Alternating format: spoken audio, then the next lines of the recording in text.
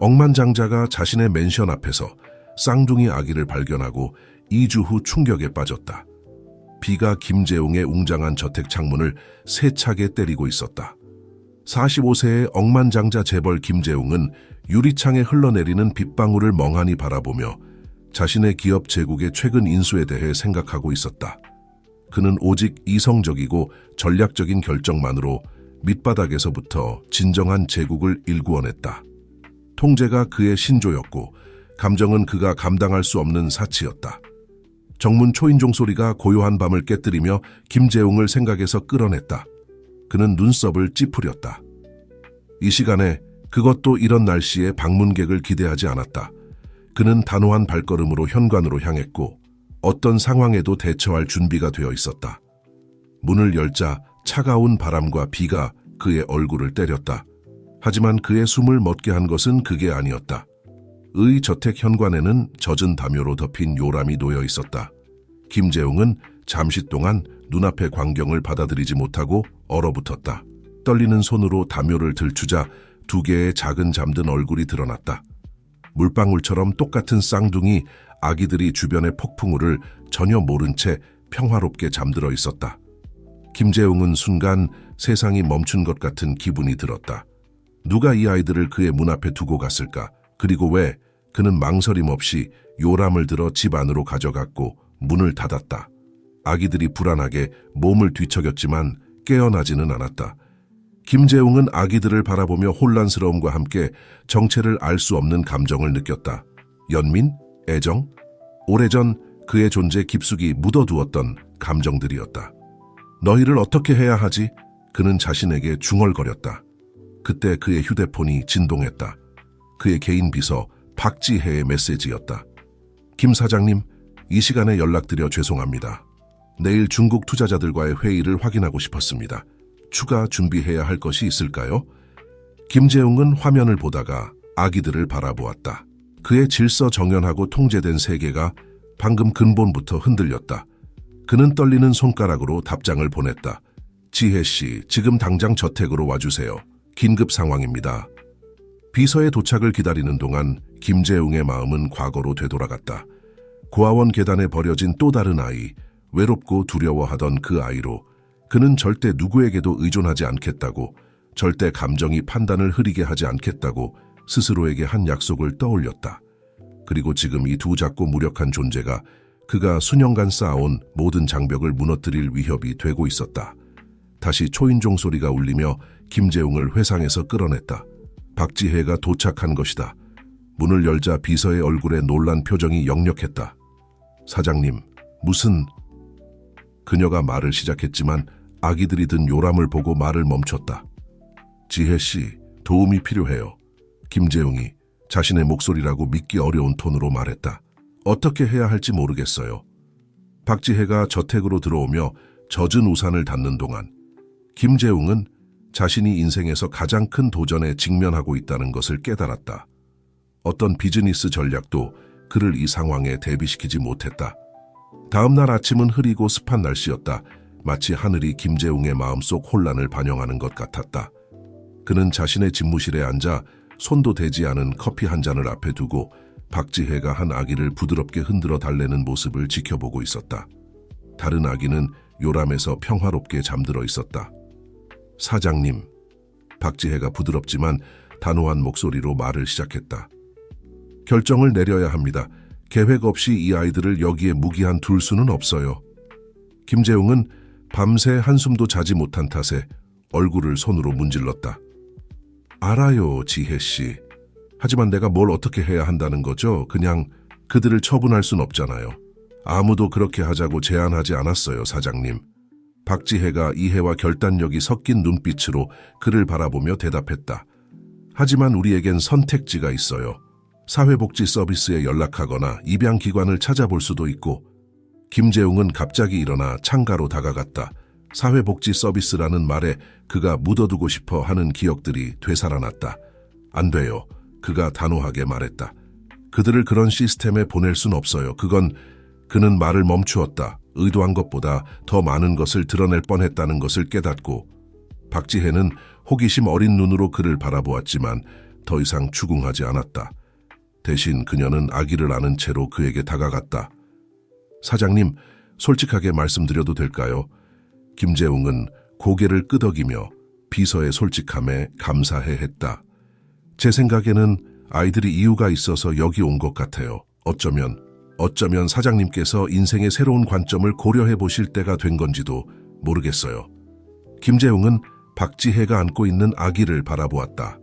아기의 눈이 뜨이며 그를 완전히 무장해제시키는 순진무구한 눈빛으로 그를 바라보았다. 지혜씨, 나는 아버지가 되는 법을 모르겠어요. 내 인생, 내 일, 이런 걸 받아들일 여유가 없어요.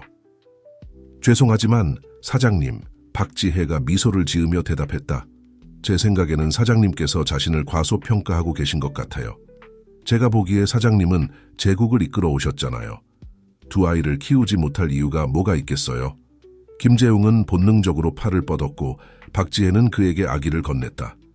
아기를 안으며 그는 수년간 경험하지 못했던 따뜻함을 느꼈다. 좋아요.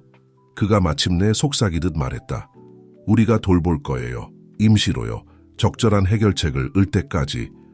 박지혜는 고개를 끄덕였지만 김재웅은 그녀의 눈에서 승인의 빛을 볼 수 있었다. 훌륭한 결정이세요, 사장님. 이제 제가 제안 드릴 수 있다면 제 생각에는 우선 필수품들을 사야 할 것 같아요. 기저귀, 분유, 옷. 김재웅은 눈을 깜빡이며 상황의 현실에 압도되었다. 물론이죠. 그걸 맡아주세요, 지혜씨. 그리고 오늘 내 회의들을 모두 취소해주세요. 우리가 할 일이 많을 것 같아요. 박지혜가 필요한 준비를 하러 집무실을 나가는 동안 김재웅은 자신의 팔에 안긴 아기를 바라보았다. 수년 만에 처음으로 그는 자신의 세심하게 구조화된 삶의 통제력을 잃어가고 있다고 느꼈다. 그리고 놀랍게도 그것이 예상만큼 그를 괴롭히지 않았다. 다음 몇 주는 정신없이 바쁜 나날의 연속이었다.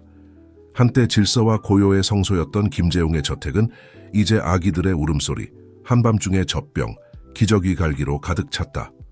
업무를 위임하는 데 익숙했던 김재웅은 이제 상도 못했던 일들을 배우고 있었다. 어느 날 밤, 쌍둥이 중 한 명을 달래려 노력하던 김재웅은 자신이 잊었다고 생각했던 자장가를 흥얼거리고 있는 것을 발견했다. 그의 어머니가 그를 버리기 전에 불러주던 멜로디였다. 그 기억은 그를 슬프게 하는 대신 새로운 결심으로 가득 차게 했다. 나는 그녀처럼 되지 않을 거야. 그는 마침내 자신의 팔에서 잠들어가는 아기에게 속삭였다. 너희를 버리지 않을 거야. 쌍둥이를 돌보는데 도움을 주기 위해 저택에서 점점 더 많은 시간을 보내게 된 박지혜는 상사의 변화를 놀라움과 자부심이 섞인 눈으로 지켜보았다. 차갑고 계산적이었던 그 남자가 이제 더 인간적이고 약한 모습을 보이는 누군가로 변해가고 있었다. 그러나 김재웅이 임시 아버지 역할에 더 깊이 빠져들수록 그의 기업 제국에 문제가 생기기 시작했다. 놓친 회의들, 미뤄진 결정들, 그의 주의산만을 이용하는 경쟁자들. 어느 날 오후 김재웅이 아기 중 한 명에게 젖을 먹이고 있을 때 박지혜가 걱정스러운 표정으로 방에 들어왔다. 사장님, 문제가 생겼어요. 이사회에서 사장님의 회사에 대한 헌신을 의심하고 있어요. 불신임 동의안에 대한 소문이 돌고 있습니다. 김재웅은 자신의 팔에 안긴 아기를 바라보고 다시 박지혜를 보았다. 그의 인생에서 처음으로 그는 어떤 길을 택해야 할지 명확하지 않은 갈림길에 서 있었다. 지혜씨, 그가 마침내 말했다. 결정적인 결정을 내려야 할 때가 온 것 같아요. 이 아이들 이제는 그냥 넘겨줄 수 없어요. 지금은 안 돼요. 박지혜는 마치 이 순간을 기다려왔다는 듯이 미소를 지었다. 알겠습니다, 사장님. 제가 어떻게 하면 될까요? 기자회견을 준비해 주세요.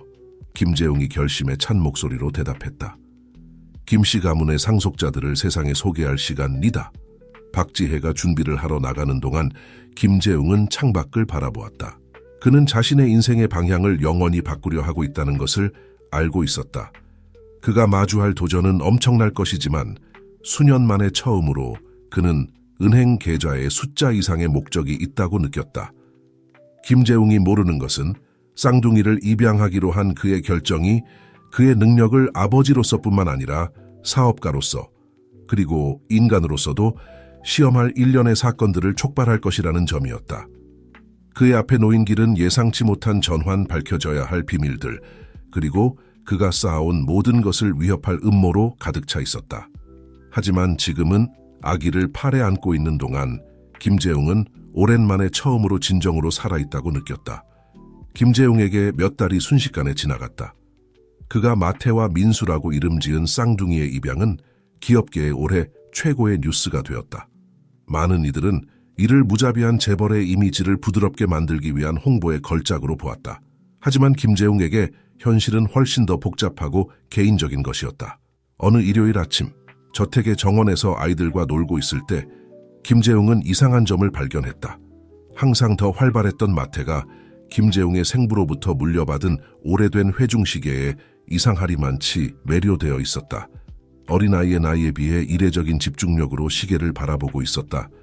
마음에 드니 꼬마야, 김재웅이 아들에게 다가가며 물었다.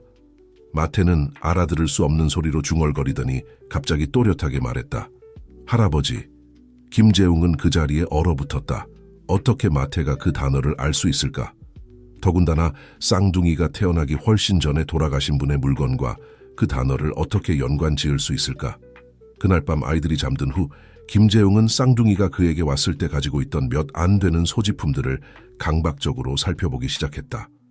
마태의 이상한 행동을 설명할 수 있는 어떤 단서나 연결고리를 찾고 있었다. 그때 그는 그것을 보았다.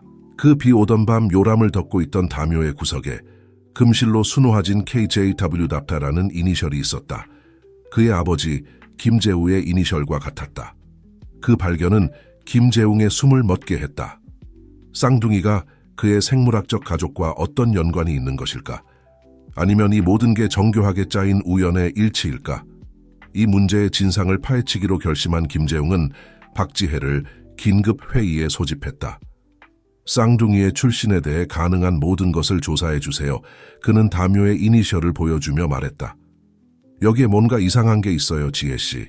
그리고 이건 빙산의 일각일 뿐이라는 느낌이 듭니다. 박지혜는 고개를 끄덕였지만 김재웅은 그녀의 눈에 불안한 기색이 스치는 것을 놓치지 않았다. 무슨 일 있나요, 지혜 씨?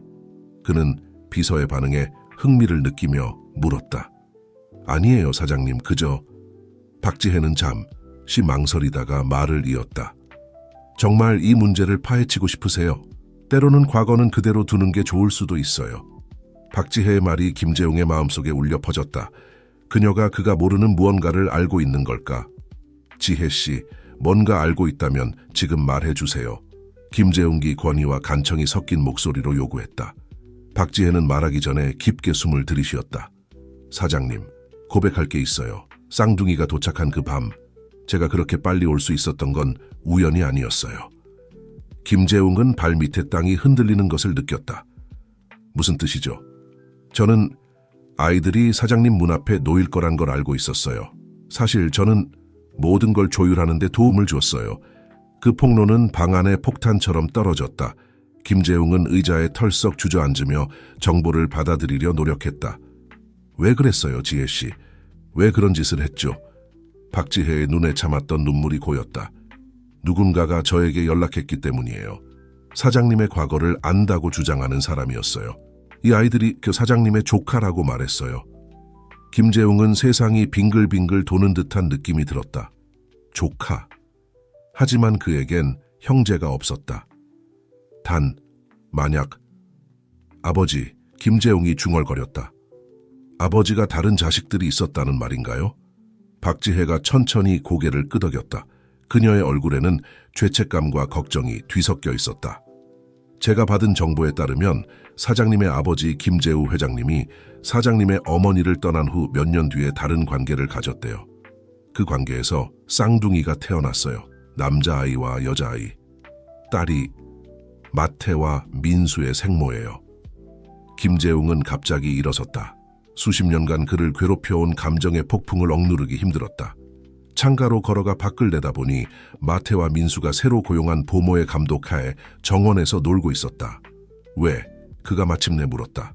그의 목소리는 속삭임에 가까웠다. 왜 이런 식으로 꾸몄죠? 왜 그냥 솔직하게 말하지 않았나요? 박지혜가 조심스럽게 다가왔다. 마치 김재웅의 반응을 두려워하는 것처럼. 저에게 연락한 사람이 이게 아이들을 보호할 유일한 방법이라고 했어요. 위험이 있다고 했고 오직 사장님만이 그들을 안전하게 지킬 수 있다고 했어요. 김재웅은 날카롭게 돌아섰다.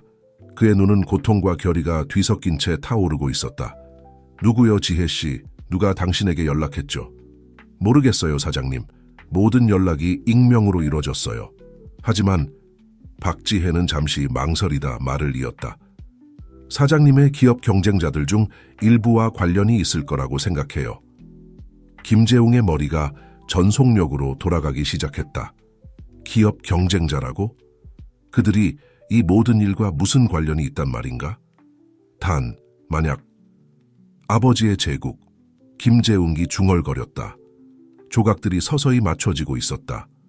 나는 항상 내가 밑바닥에서부터 일궈냈다고 생각했는데 만약 많은 게 있었다면, 내가 모르는 아버지 유산의 일부가 있다면?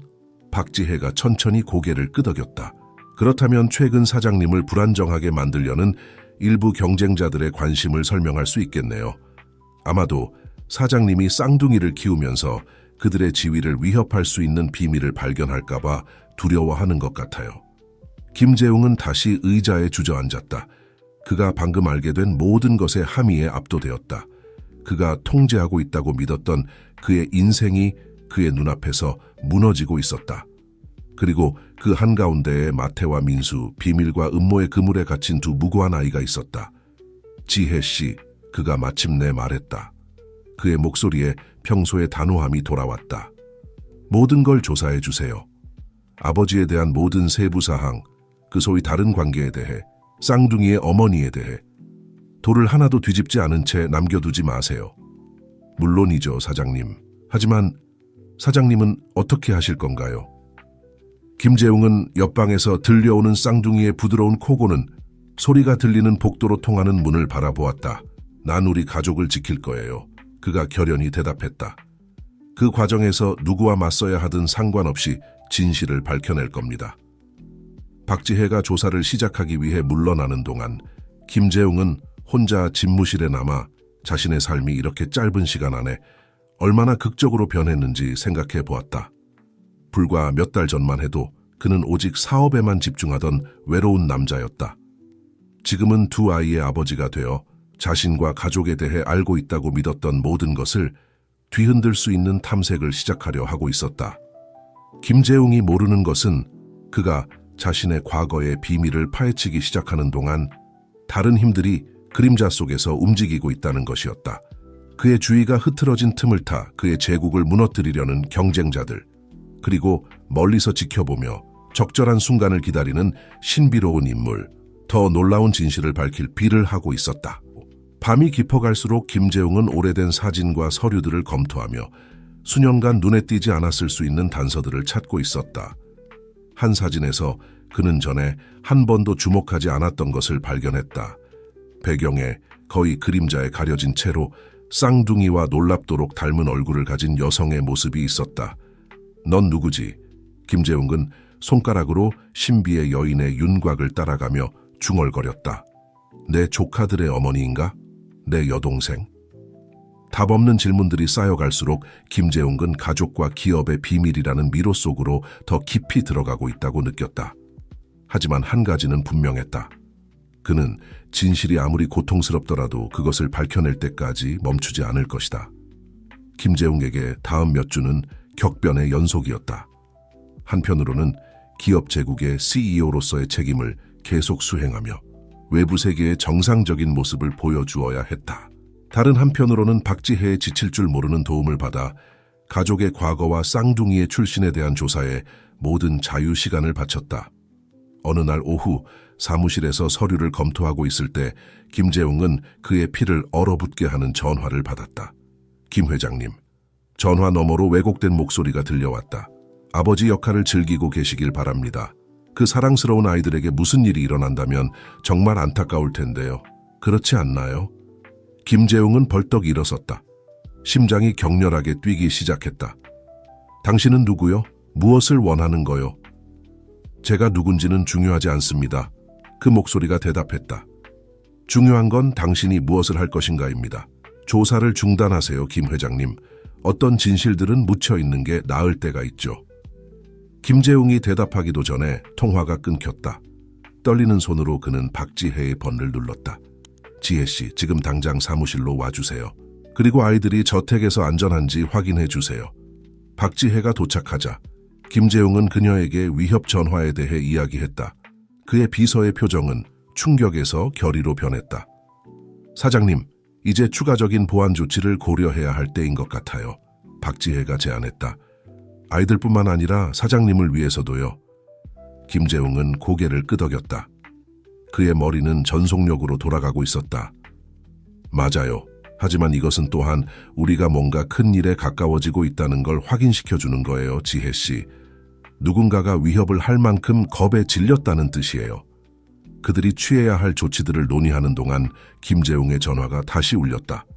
이번에는 그가 알아보는 번호였다. 그의 최대 기업 경쟁자인 이성준이었다. 재웅아, 오랜 친구야. 이성준의 목소리는 유쾌하게 들렸지만 김재웅은 그 속에 깔린 거짓 톤을 감지할 수 있었다. 최근에 네가 흥미로운 질문들을 하고 다닌다고 들었어. 우리 만나서 근황을 나누는 게 어떨까? 김재웅은 대답하기 전에 박지혜와 눈빛을 교환했다. 물론이지, 성준아. 내일 클럽에서 만나는 게 어떨까? 전화를 끊은 후 박지혜가 걱정스럽게 말했다. 사장님, 지금 이성준 씨를 만나는 게 현명할까요? 김재웅은 미소 지었지만 그것은 기쁨 없는 미소였다. 때로는 지혜 씨, 진실을 발견하는 가장 좋은 방법은 그것을 숨기려는 사람들과 정면으로 맞서는 거예요. 다음 날 기업 엘리트들이 자주 모이는 고급 클럽에서 김재웅은 이성준과 마주 앉았다. 분위기는 겉으로 보이는 정중한 미소와 형식적인 인사 아래 간신히 감춰진 긴장감으로 가득 차 있었다. 재웅아, 네가 왔다니 기쁘구나. 이성준이 말했다. 자리에 앉으라고 손짓하며. 최근에 내 우선순위 변화가 우리 사회에서 많은 논의의 주제가 되고 있더구나. 김재웅은 표정을 중립적으로 유지했다. 아버지가 되면 그런 효과가 있지, 성준아. 많은 것들을 다시 생각하게 되더군. 이성준은 미소 지었지만 그의 눈은 여전히 차가웠다. 오래된 가족의 비밀들을 포함해서 말이지. 재웅아, 친구로서 조언하건대 네가 가고 있는 길을 다시 한번 생각해 보는 게 좋을 거야. 어떤 문들은 한번 열리면 다시 닫을 수 없어. 그게 협박인가, 성준? 김재웅이 낮지만 단호한 목소리로 물었다. 전혀 아니야, 친구. 이성준이 대답했다. 거짓된 건배를 하며 잔을 들어 올렸다. 그저 현재의 균형을 소중히 여기는 사람의 충고일 뿐이야. 대화가 계속되는 동안 간접적인 말과 은근한 위협으로 가득 찬 채 김재웅은 자신이 상상했던 것보다 훨씬 더 위험한 게임을 하고 있다는 것을 깨달았다. 그의 기업 제국뿐만 아니라 마태와 민수의 안전, 그리고 아마도 김씨 가문 전체의 유산이 위험에 처해 있었다.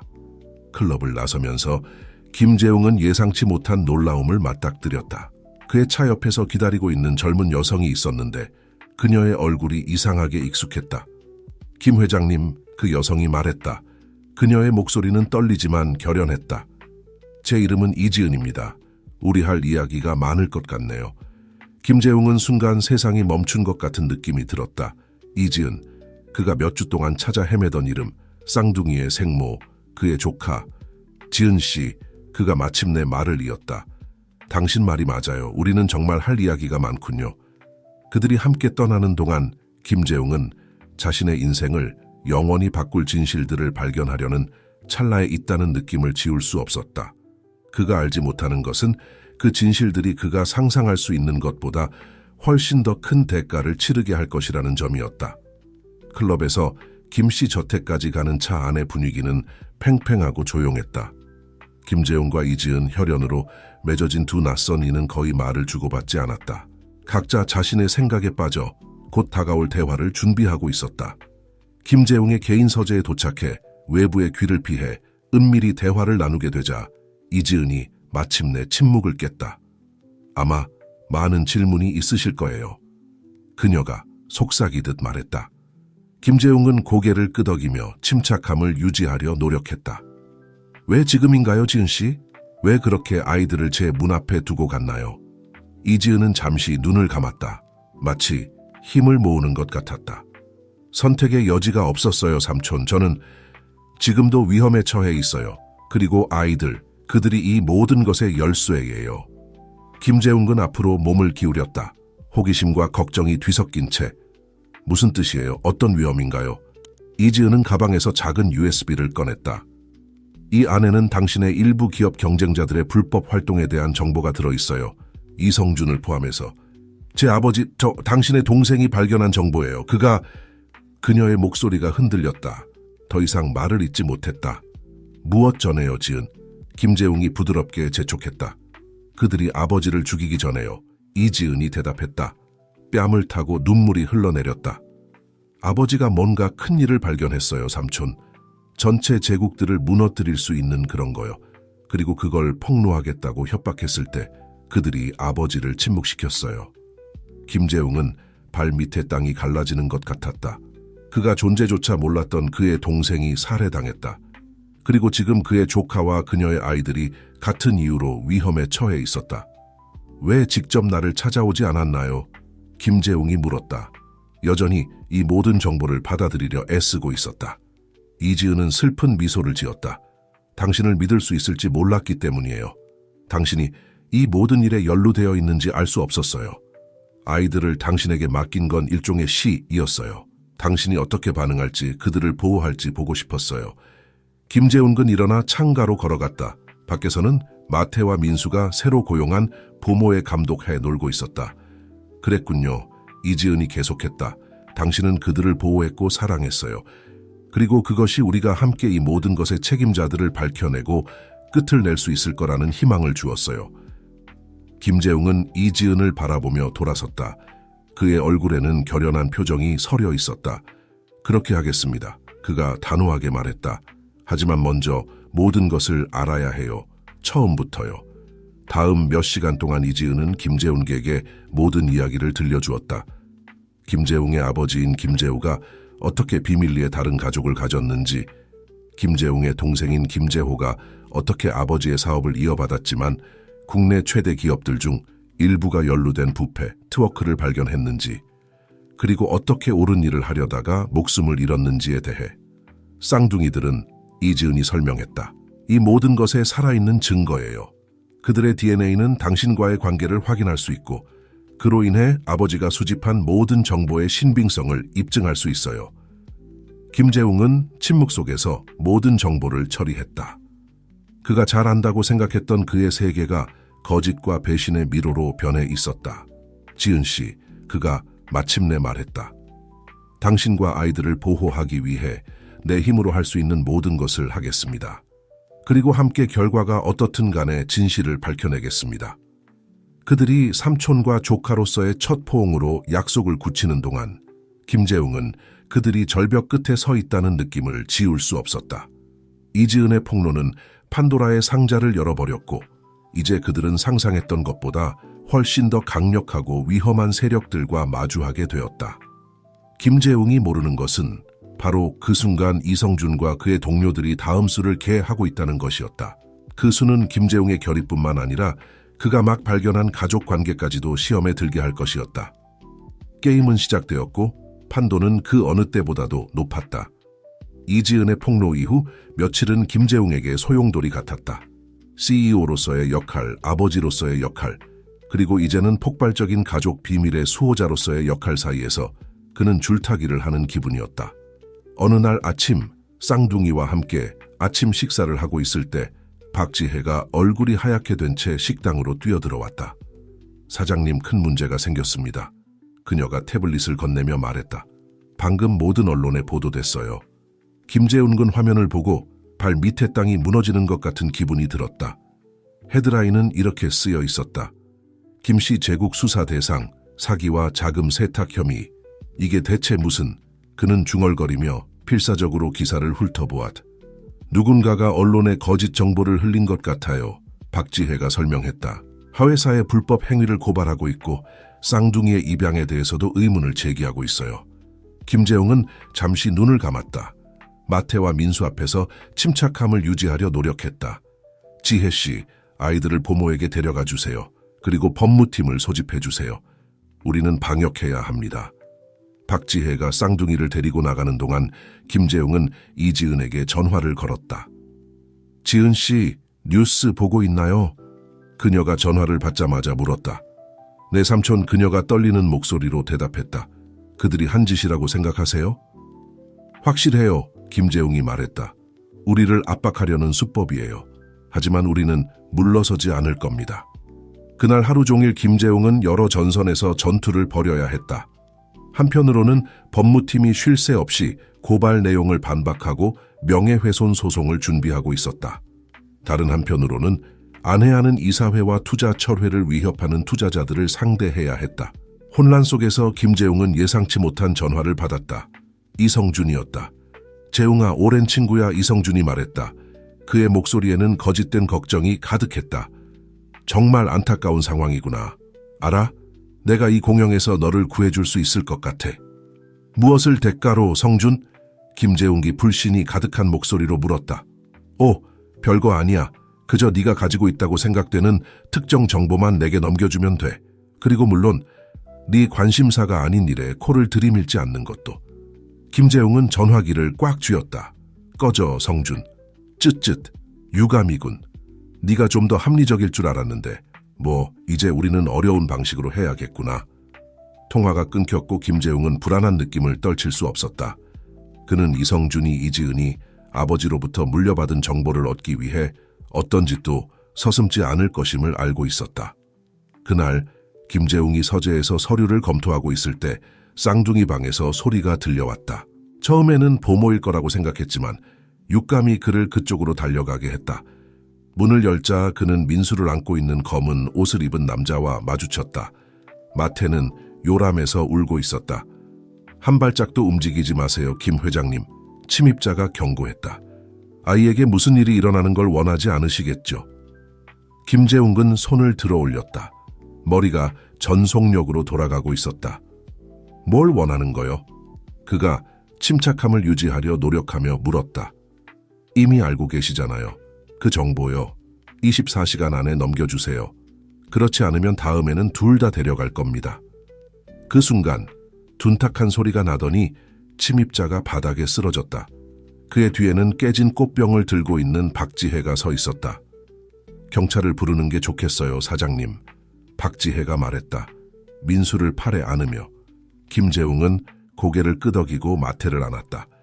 그리고 지은 씨에게도 연락해. 이제 우리 모두 함께 있어야 해. 이건 더 이상 단순한 기업 전쟁이 아니야. 우리 가족을 위한 전쟁이야. 경찰 사이렌 소리가 가까워지는 가운데 김재웅은 아이들과 박지혜를 바라보았다. 그는 앞으로 24시간이 매우 중요할 것임을 알고 있었다. 그들은 이 악몽을 한 번에 끝내기 위해 빠르고 결단력 있게 행동해야 했다. 김재웅이 모르는 것은 납치 시도가 단지 시작일 뿐이라는 것이었다.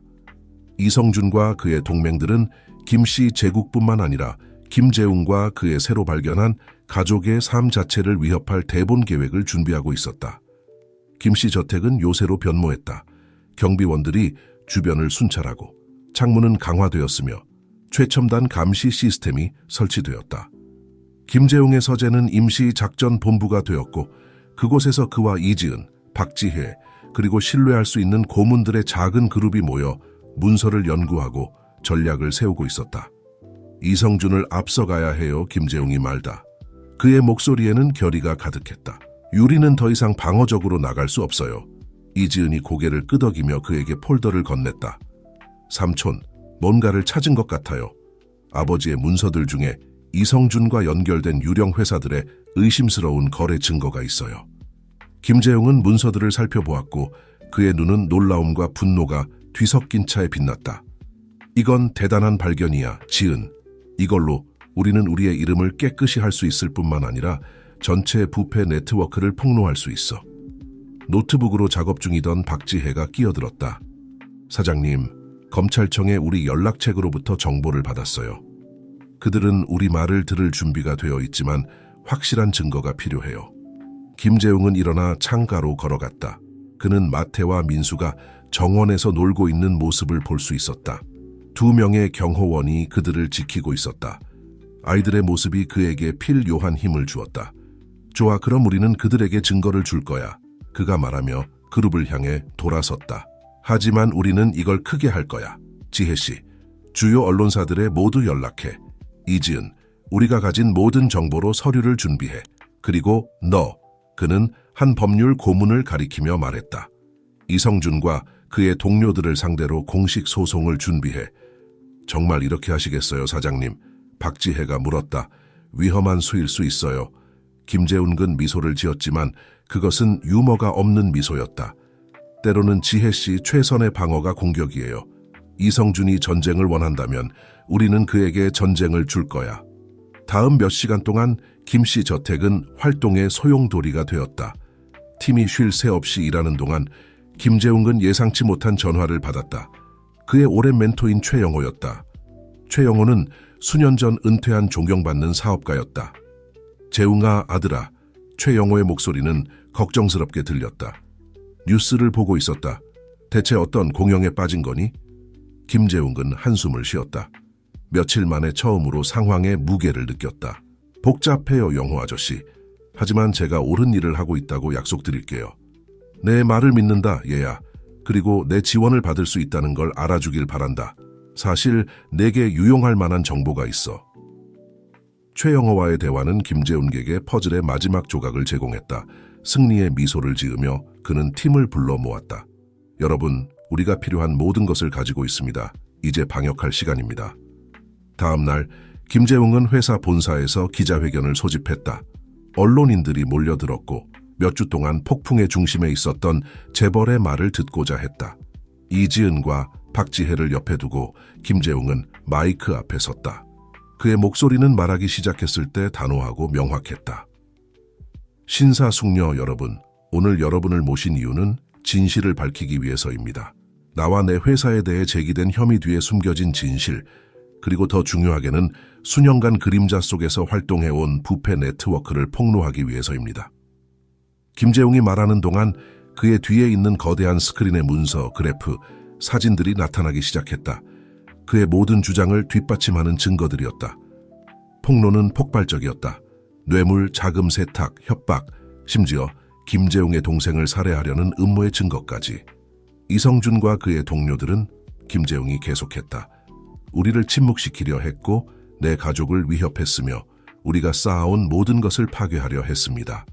하지만 오늘 여기에서 말씀드립니다. 이제 그만입니다. 그 순간 강당의 문이 갑자기 열렸다.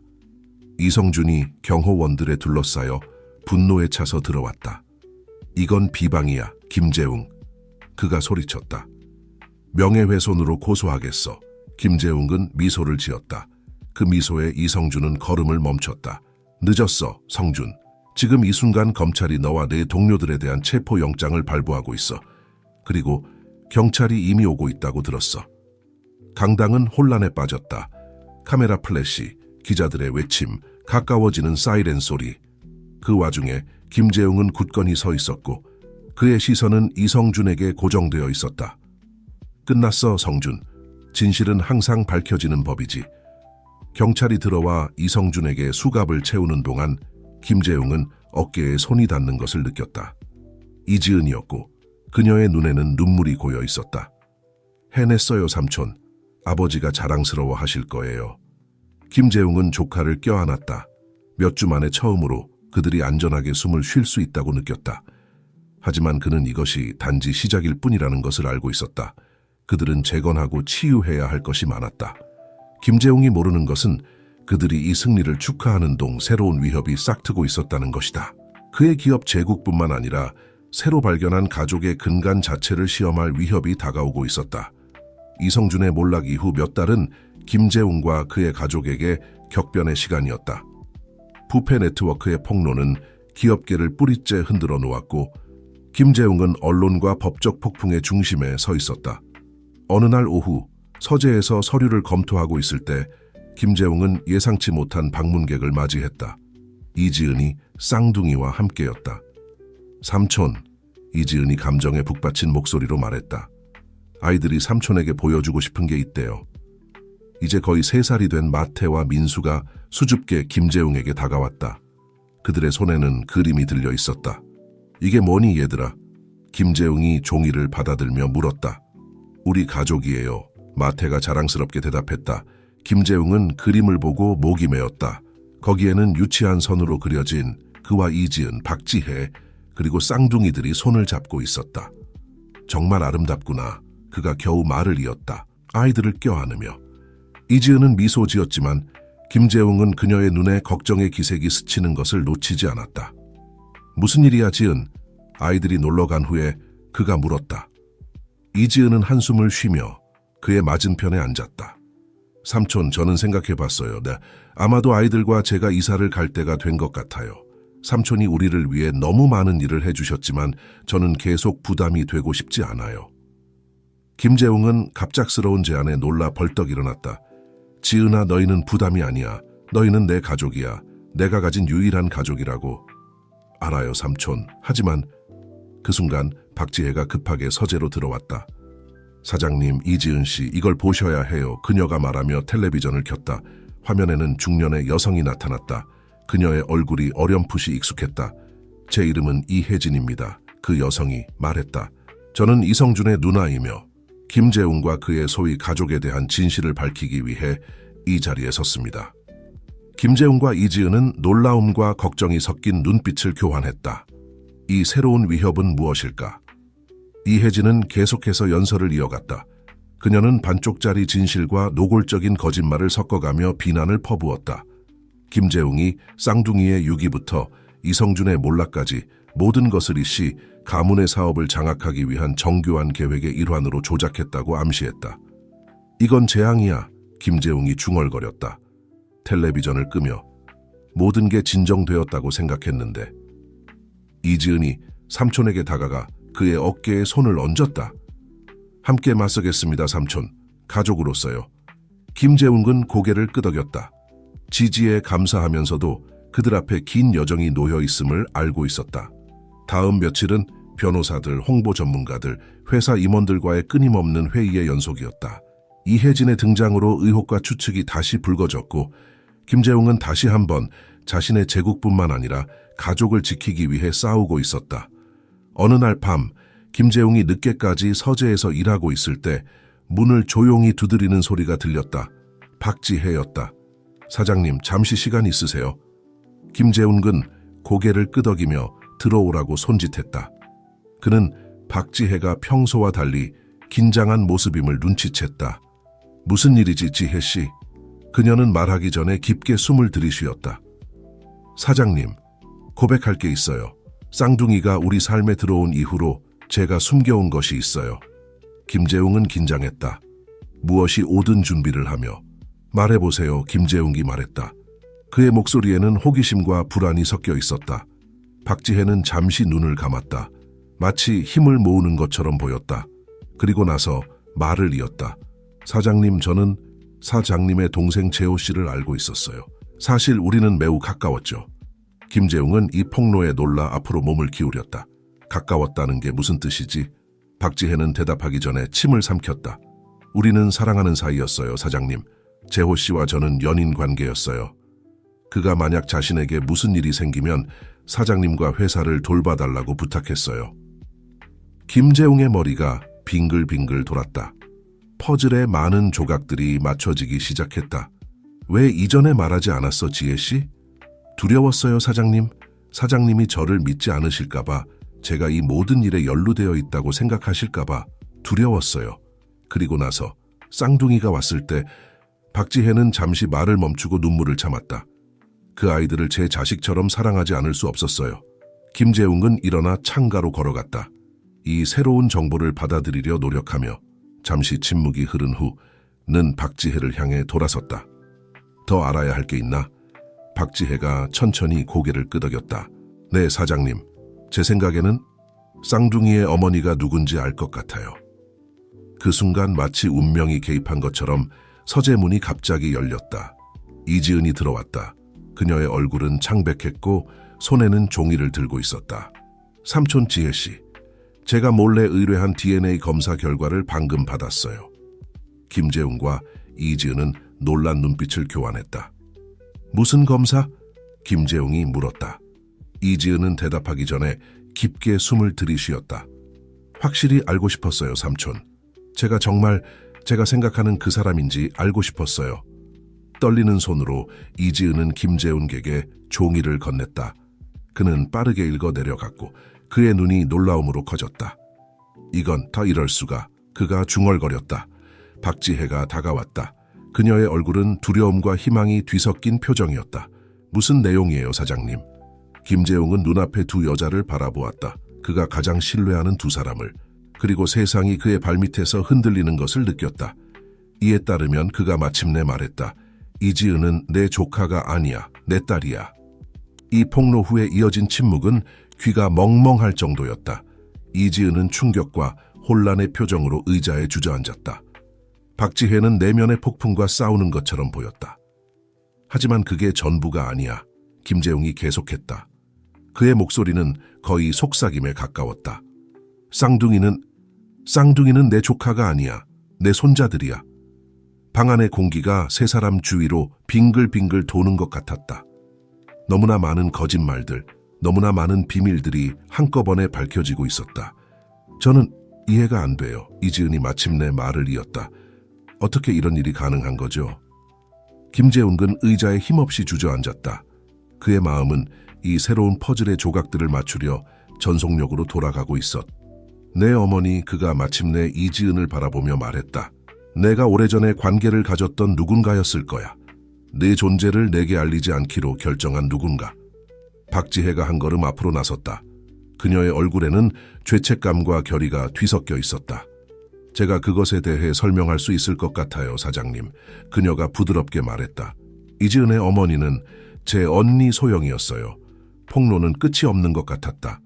김재웅과 이지은은 박지혜를 바라보며 설명을 기다렸다. 소영 언니는 오래전에 사장님의 아버지 밑에서 일했어요. 박지혜가 계속했다. 그녀는 저에게 사장님과의 관계에 대해, 이지은에 대해 말해줬어요. 하지만 비밀을 지키라고 약속하게 했죠. 재호 씨가 진실을 알았을 때 그가 저에게 연락했어요. 이지은과 쌍둥이를 보호하고 싶어 했죠. 이지은이 갑자기 일어섰다. 그녀의 얼굴에는 감정의 소용돌이가 스쳐 지나갔다. 당신이 제 이모예요? 그리고 이 모든 것을 처음부터 알고 계셨다고요? 박지혜는 고개를 끄덕였다. 뺨을 타고 눈물이 흘러내렸다. 정말 미안해요, 이지은. 말하고 싶었지만. 김재웅이 손을 들어 대화를 중단시켰다. 잠깐만요.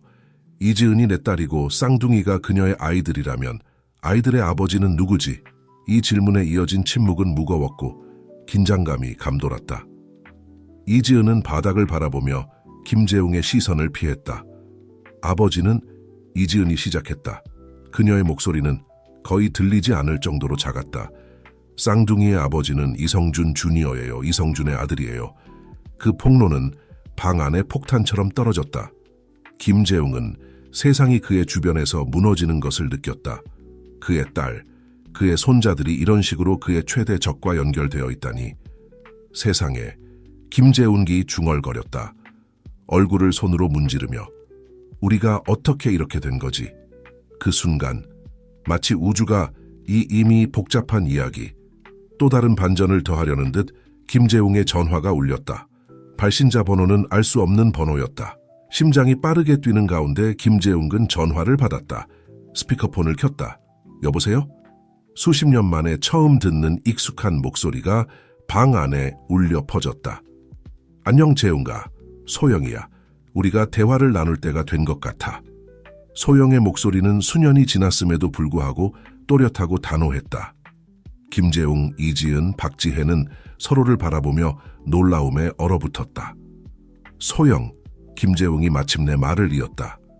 이 모든 세월이 지난 후에 알아, 재웅, 소영이 대답했다. 우리에게 할 얘기가 많다는 걸 알아. 이지은과 지혜도 함께 있나요?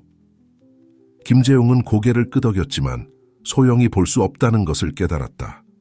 그래, 여기 있어. 그리고 우리는 방금 진실을 알게 됐어. 적어도 그 일부를. 전화 너머로 한숨 소리가 들렸다. 알겠어. 이제 모든 이야기를 들을 때가 온 것 같구나. 만날 수 있을까, 직접? 말이야. 김재웅은 이지은과 박지혜를 바라보며 그들의 동의를 구했다. 두 사람 모두 천천히 고개를 끄덕였다. 좋아, 소영. 어디서 언제? 지금 당장 괜찮다면. 나는 지금 내 집 앞에 있어, 재웅. 이 폭로에 그들은 놀랐다. 김재웅은 창가로 다가가 실제로 저택 앞에 차 한 대가 주차되어 있는 것을 보았다. 알겠어. 그가 마침내 말했다. 기다리고 있을게. 몇 분 후 소영이 서재로 들어왔다. 세월이 흘렀음에도 불구하고 그녀는 여전히 아름다운 여인이었다. 이지은이 물려받은 같은 검은 머리와 깊이 있는 눈을 가지고 있었다. 안녕하세요, 여러분. 그녀가 부드럽게 말했다. 방 안의 모든 사람을 차례로 바라보며 김재웅이 먼저 입을 열었다. 소영, 당신이 우리에게 설명해 줘야 할 것 같아. 그녀는 고개를 끄덕이며 박지혜가 내민 의자에 앉았다. 맞아, 재웅. 너희 모두에게 설명을 해야겠지. 특히 너에게. 이지은, 소영이 말했다. 딸을 사랑과 후회가 섞인 눈으로 바라보며 이지은은 떨리는 목소리로 말했다. 왜예요, 엄마? 왜 우리를 버리셨어요? 왜 이 모든 비밀을 지키셨어요? 소영은 잠시 눈을 감았다. 마치 힘을 모으는 것처럼 보였다. 모든 것은 30년도 더 전에 시작됐어. 그녀가 말을 시작했다. 나는 김재우 회장님 너의 아버지 밑에서 일했지. 우리는 젊었고 사랑에 빠졌지만 일이 복잡해졌어. 김재웅이 그녀의 말을 가로막았다. 어떻게 복잡해졌다는 거야? 내 아버지가 우리 관계를 알게 됐어. 소영이 계속했다. 그는 그걸 승인하지 않았지. 내가 오직 가문의 돈에만 관심이 있다고 생각했어. 만약 내가 너를 떠나지 않으면 내 경력을 망가뜨리겠다고 협박했어. 하지만 그게 이지은에 대해 말하지 않고 떠난 이유를 설명하진 않아. 김재웅이 말했다. 그의 목소리에는 고통과 좌절감이 섞여 있었다. 소영이 고개를 끄덕였다. 사실은 내가 뭔가를 발견했어. 네 아버지의 사업에 대한 것, 불법적이고 위험한 일이었지. 그 폭로는 방 안에 폭탄처럼 떨어졌다. 김재웅은 발 밑에 땅이 흔들리는 것을 느꼈다. 무엇을 발견했어? 내 아버지가 돈 세탁과 영향력 거래 네트워크에 연루되어 있었어. 내가 그를 직접 컨프런티드 했을 때 그는 나를 위협했어. 나뿐만 아니라 너와 아직 태어나지 않은 우리 딸까지. 이지은이 끼어들었다. 그녀의 목소리는 감정으로 가득 차 있었다. 그래서 떠나신 거예요? 우리를 보호하기 위해서? 소영이 고개를 끄덕였다. 눈물이 뺨을 타고 흘러내렸다. 그래, 얘야. 우리를 안전하게 지키기 위해 떠났어. 하지만 내가 실수한 건 잘못된 사람을 신뢰한 거였어. 이성준. 김재웅이 갑자기 일어섰다. 이성준, 그가 이 일과 무슨 관련이 있어? 이성준은 네 아버지의 경쟁자였어, 재웅아. 그가 진실을 밝히는데 도움을 줄 수 있을 거라고 생각했. 하지만 그는 김재우만큼이나 부패했어. 그는 수년 동안 나를 협박했어. 네 아버지에게 내 위치를 알리겠다고 위협하면서 협조하지 않으면 안 된다고 했지. 박지혜가 지금까지 조용히 듣고 있다가 처음으로 말을 꺼냈다. 그럼 재호 오빠는요? 그는 이 모든 일에 어떻게 연관되어 있나요? 소영은 동생을 슬픔과 감사가 뒤섞인 눈빛으로 바라보았다. 재호는 스스로 진실을 알아냈어. 그가 나에게 연락해 왔지. 도와주고 싶어 했어. 하지만 이성준이 알아냈고. 글쎄, 너희도 알다시피 그 후에 무슨 일이 일어났는지. 그 뒤에 이어진 침묵은 무거웠고 억눌린 감정과 고통스러운 진실로 가득 차 있었다. 마침내 이지은이 말을 꺼냈다. 그녀의 목소리는 속삭임에 가까웠다. 그럼 이성준 주니어는요? 그는 알고 있었나요? 소영이 고개를 저었다. 아니, 얘야. 이성준 주니어는 이 일에 대해 아무것도 몰랐어. 그는 정말로 너를 사랑했어. 김재웅은 모든 정보를 처리하면서 소영에게 다가갔다. 왜 지금이야, 소영? 왜 지금 모든 것을 털어놓기로 결정한 거야? 소영이 그를 똑바로 바라보았다. 이성준이 더 이상 나를 통제할 수 없게 되었기 때문이야. 재웅아, 내 덕분이지. 그리고 우리 가족이 하나가 될 때가 왔기 때문이야. 치유의 시간이야. 김재웅은 주위를 둘러보았다. 그의 딸 이지은, 수년간 그의 든든한 지지자였던 박지혜, 그리고 그가 결코 사랑하기를 멈추지 않았던 여자 소영. 그는 복잡한 감정들을 느꼈다.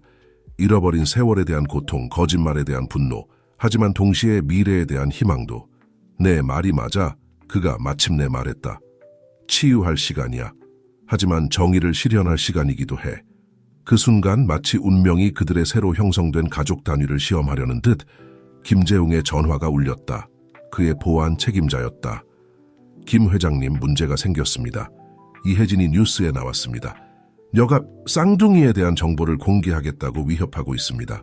그들이 이 씨 가문의 합법적인 상속자라는 증거가 있다고 합니다. 김재웅은 수년간의 비밀과 거짓말 끝에 처음으로 함께 모인 가족을 바라보았다. 우리의 싸움이 아직 끝나지 않은 것 같아. 그가 결의에 찬 목소리로 말했다. 하지만 이번에는 우리가 함께 맞서 싸울 거야.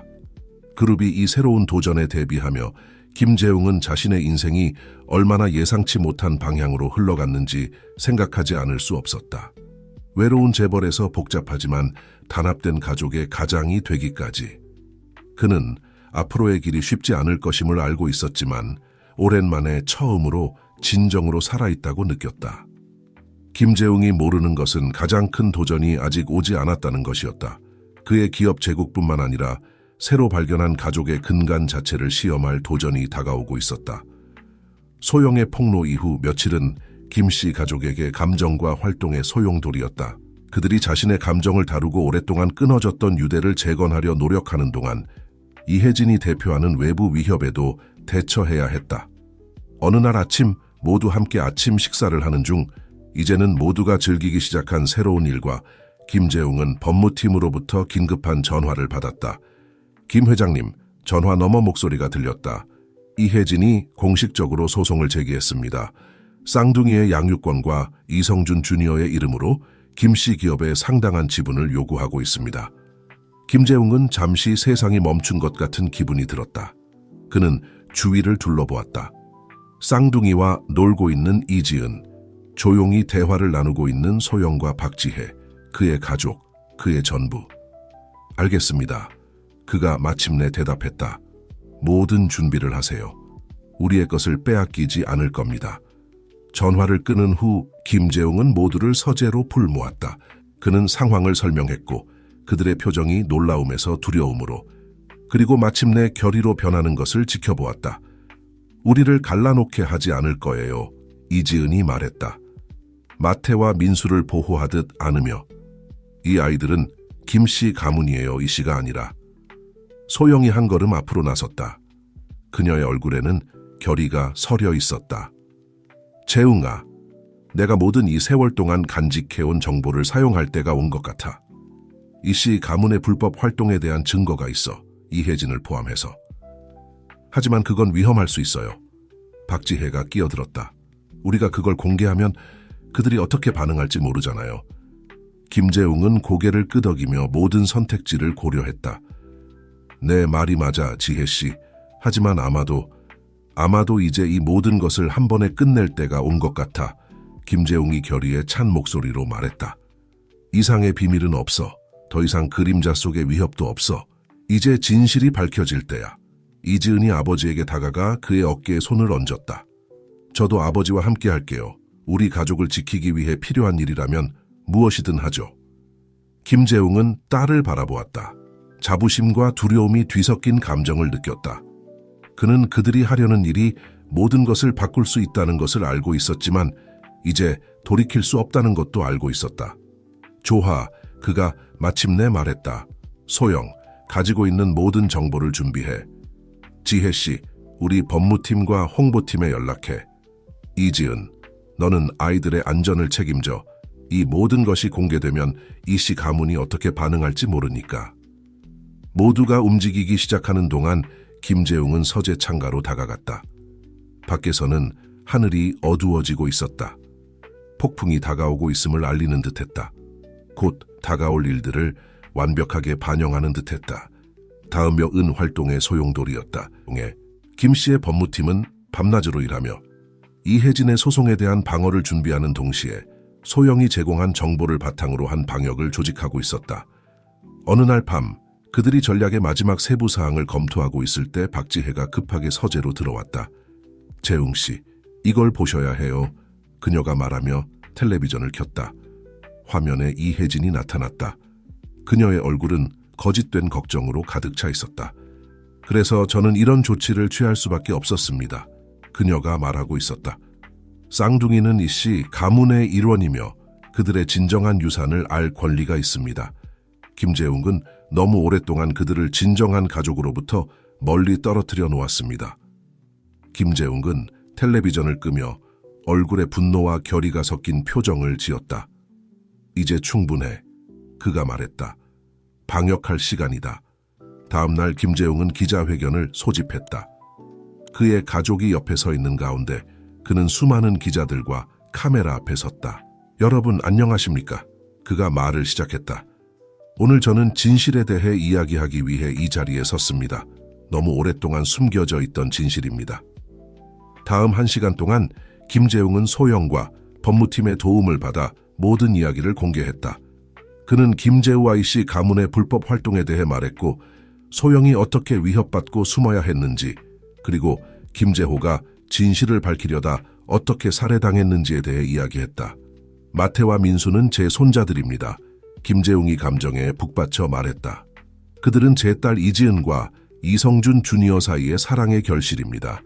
이성준 주니어는 자신의 가족의 불법 활동에 대해 알지 못했습니다. 이 아이들은 요구할 수 있는 상이 아닙니다. 그들은 사랑과 정직함이 가득한 환경에서 자랄 자격이 있는 인간입니다. 김재웅이 말하는 동안 그의 뒤에 있는데 스크린에는 그의 모든 주장을 뒷받침하는 문서, 사진, 녹음들이 나타났다. 그것은 수십 년 동안 두 가문을 괴롭혀 온 부패에 대한 완전하고 치명적인 폭로였다. 오늘 저는 단지 제 가족을 위해 싸우는 것이 아닙니다. 김재웅이 계속했다. 저는 진실을 위해, 정의를 위해, 그리고 우리의 아이들이 부모의 비밀과 거짓말에 무게 없이 자랄 수 있는 미래를 위해 싸우고 있습니다. 기자회견은 미디어의 지진을 일으켰다. 몇 시간 만에 소셜미디어가 폭발했고 뉴스 방송국들은 정규 프로그램을 중단했으며 이씨 기업의 주가는 폭락했다.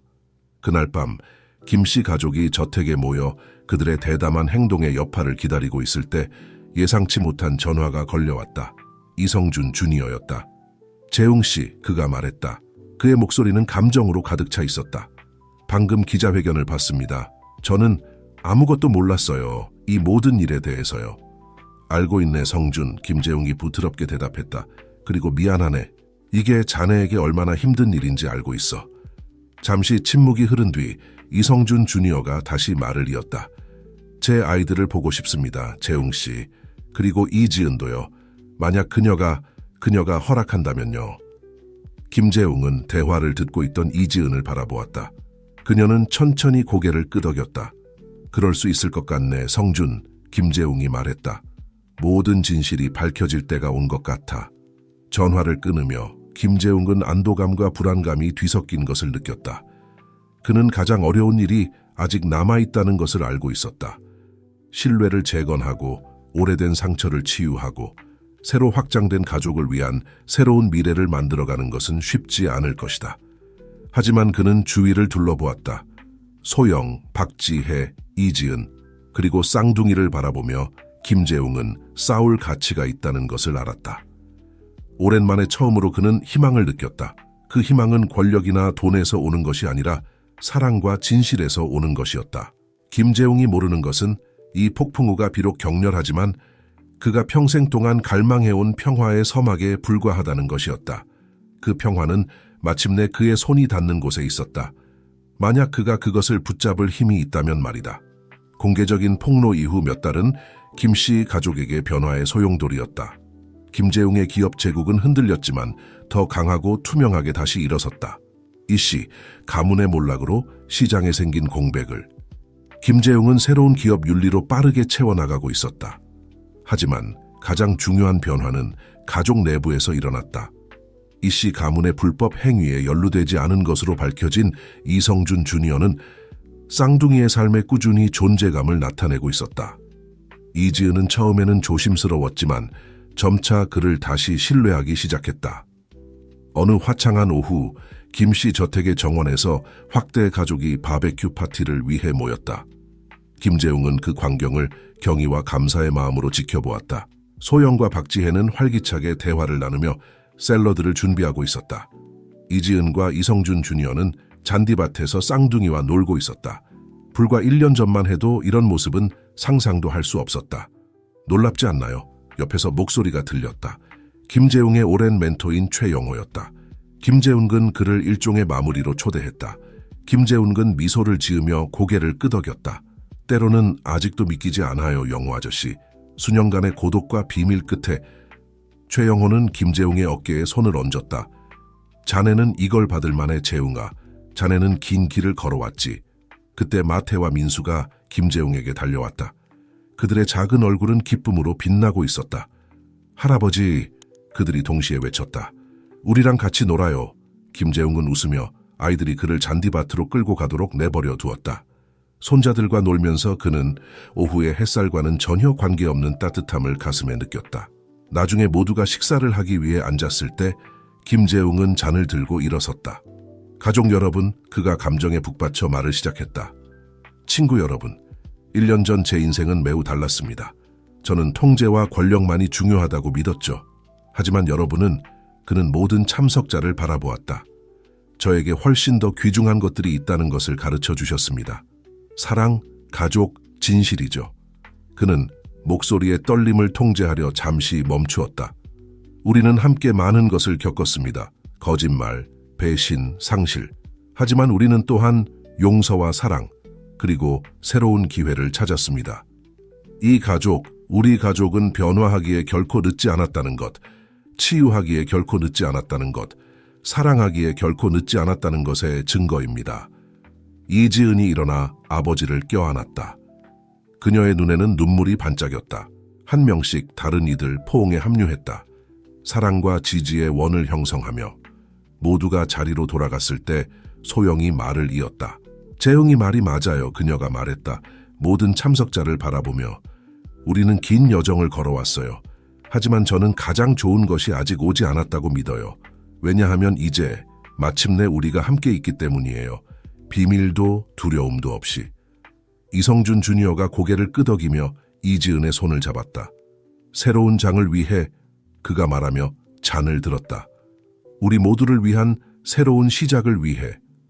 모두가 건배를 하는 동안 김재웅은 수십 년 동안 짊어졌던 무게가 마침내 어깨에서 내려가는 것을 느꼈다. 그는 주위를 둘러보았다. 모든 역경을 뚫고 찾은 이 가족을 바라보며 그는 무슨 일이 있어도 그들이 함께 미래를 맞이할 것임을 알았다. 그날 밤 모두가 떠나고 저택이 조용해진 후 김재웅은 서재에서 창밖을 바라보고 있었다. 하늘은 맑았고 별들은 그의 마음처럼 선명하게 빛나고 있다. 박지혜가 조용히 들어와 그와 함께 밤하늘을 바라보았다. 무슨 생각을 하고 계세요? 그녀가 부드럽게 물었다. 김재웅은 미소를 지었다. 그의 눈까지 도달하는 미소였다. 내가 얼마나 운이 좋은지 생각하고 있어요, 지혜 씨. 인생이 어떻게 가장 예상치 못한 순간에 우리를 놀라게 하는지. 박지혜는 이해한다는 듯이 고개를 끄덕였다. 당신은 여기서 아름다운 것을 만들어냈어요, 재웅 씨. 어떤 기업 제국보다도 더 위대한 것을. 아니요. 김재웅이 부드럽게 정정했다. 우리가 함께 만들어냈어요, 우리 모두가. 그들은 잠시 침묵을 지켰다. 그들이 찾은 평화를 즐기며. 알아요? 김재웅이 마침내 말을 꺼냈다. 평생 동안 나는 성공이 숫자로, 계약으로, 권력으로 측정된다고 생각했어요. 하지만 이제 진정한 성공은 오늘 같은 순간에 있다는 걸 이해해요. 내 손자들의 웃음소리, 내 딸의 사랑, 내 가족의 신뢰 속에. 박지혜가 미소 지으며 김재웅의 손을 잡았다. 그리고 당신이 찾은 사랑 속에. 그렇죠? 김재웅은 잠시 놀란 듯이 그녀를 바라보았다가 천천히 고개를 끄덕였다. 그래요? 그렇겠죠.